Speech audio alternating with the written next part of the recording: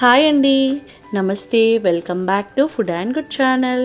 ఇవాళటి recipe వచ్చి తిరుమల వడ అండి. వైకుంఠవాసుడికి ఎంతో ఇష్టమైన ఈ మినప వడలు మనం ఇంట్లోనే ఎలా చేయాలో చూద్దాం. తిరుపతిలో ఎంత రుచిగా అయితే ఉంటుందో అంతే రుచి వచ్చేలా మనం ఇంట్లోనే ఎలా చేయాలో చూద్దాం. ముందుగా దీనికోసం పొట్టు మినప్పప్పుని నేను ఇక్కడ 1/2 kg తీసుకున్నానండి. ఇక్కడ నేను అన్నీ కూడా కొలతలతో చెప్తున్నాను. 1/2 kg మినపప్పు తీసుకొని మినపప్పు అంతా కూడా ఒకసారి బాగా కడగాలండి. కడిగి నీళ్లు పోసి 4 నుండి 5 గంటల పాటు నానబెట్టుకోవాలి. మీకు మినపగుళ్ళు దొరికితే మినపగుళ్ళు అయితే 8 గంటల పాటు నానబెట్టుకోవాలి. ఇది పొట్టు తీయని ఛాయ మినపప్పు కాబట్టి నేను 5 గంటలు నానబెట్టుకున్నానండి.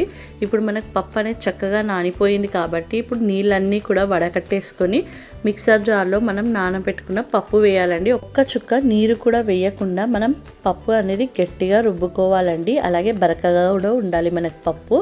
ఇలా ఈ కన్సిస్టెన్సీలో ఉండాలి. ఇప్పుడు స్టవ్ పై కడాయి పెట్టుకొని డీప్ ఫ్రైకి సరిపడా ఆయిల్ వేసుకొని ఆయిల్ అనేది బాగా హీట్ చేసుకోవాలి.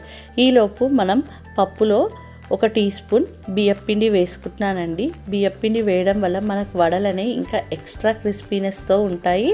చాలా టేస్టీగా కూడా ఉంటుందండి. ఇలా పిండి వేసుకొని పక్కన ఉంచుకోవాలి.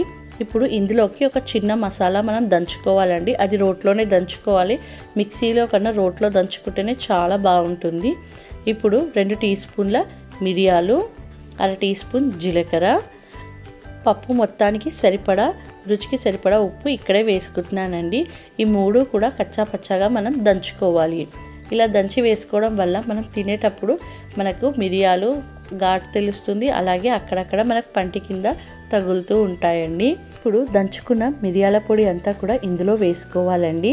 ఇందులోనే చిటికెడు ఇంగువ కూడా వేయాలి. ఇందులోనే ఇప్పుడు చిటికెడు కన్నా తక్కువ పచ్చకర్పూరం వేసుకుంటున్నానండి.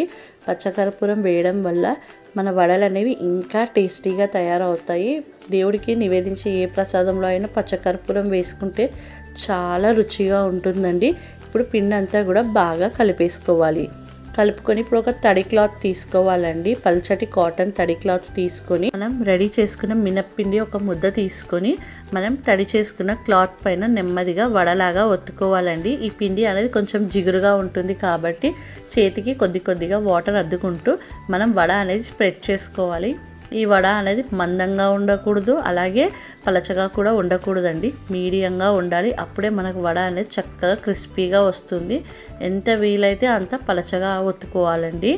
ఈ వడని మనం తడి క్లాత్ పైనే కాకుండా పూరీ ప్రెషర్తో అయినా చేసుకోవచ్చండి. ఆయిల్ 2 వైపులా మనం ప్లాస్టిక్ పాలిథిన్ కవర్ తీసుకొని ఆయిల్ అప్లై చేసి ప్రెస్ చేసుకోవచ్చు. ఇప్పుడు వడ రెడీ చేసుకున్నాం కదండి. ఆయిల్ అనేది కూడా బాగా వేడయ్యింది. ఇప్పుడు నెమ్మదిగా మనం రెడీ చేసుకున్న వడని మన చేతిలోకి తీసుకొని మెల్లగా ఆయిల్లో వేసుకోవాలండి.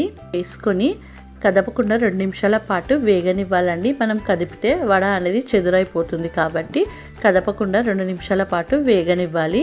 మనం ఫ్లేమ్ అనేది మీడియం ఫ్లేమ్లోకి టర్న్ చేసుకోవాలండి. ఈ ప్రాసెస్ అంతా కూడా కంప్లీట్గా మీడియం ఫ్లేమ్లోనే చేసుకోవాలి. ఇప్పుడు వడ అనేది మరోవైపుకి టర్న్ చేస్తూ మనం గరిటెతో ఒత్తుతూ చక్కగా వేయించుకోవాలండి. ఈ వడ అనేది మనకు వేగడానికి 10 నిమిషాల టైం పడుతుందండి. మీడియం ఫ్లేమ్లో పెట్టుకుంటేనే మనకు లోపల వరకు కూడా బాగా కుక్ అయ్యి వడ అనేది మంచి క్రిస్పీగా క్రంచీగా వస్తుందండి. వడకి ఒకవైపు మంచి కలర్ వచ్చిందండి. మరోవైపుకి టర్న్ చేసుకొని మరోవైపు బాగా కుక్ చేసుకోవాలండి. మంచి కలర్ వచ్చేంత వరకు మనం స్పూన్తో ఒత్తుతూ మనం కుక్ చేసుకోవాలి. అప్పుడే మనకు వడలు అనేవి క్రిస్పీగా వస్తాయండి.